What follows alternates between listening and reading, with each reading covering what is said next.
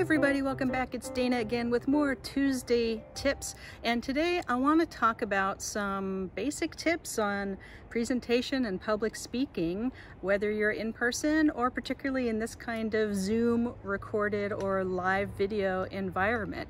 Now, something that we talk about in stagecraft and theater is called status, and that doesn't mean your economic background and things like that, but it means how you are perceived by people. So someone that you do think of as high status might be a general or a monarch or a very, very famous celebrity or author.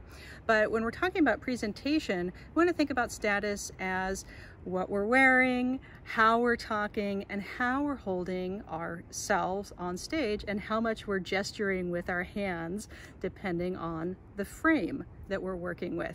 Now, a great tip to think about this in a very easy way is high status is more still, more calm or emotionally neutral, speaking more slowly and more calmly. A very, very low status is talking really fast and being kind of nervous and twitching a lot, or just kind of looking away and not making eye contact.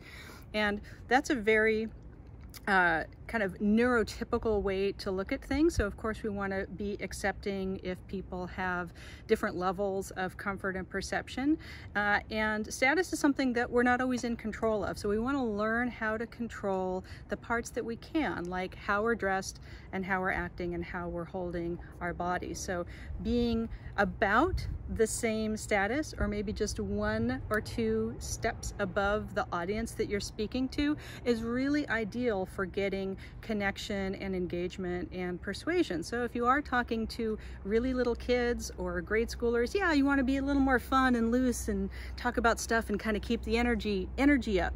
If you're speaking to peers or doing a professional presentation or an online conference, then you do want to keep it still comfortable and casual and friendly, kind of like I'm demonstrating right now, but also still buttoned up, quite professional, and not too jokey and not too fidgety as you go through and talk about things.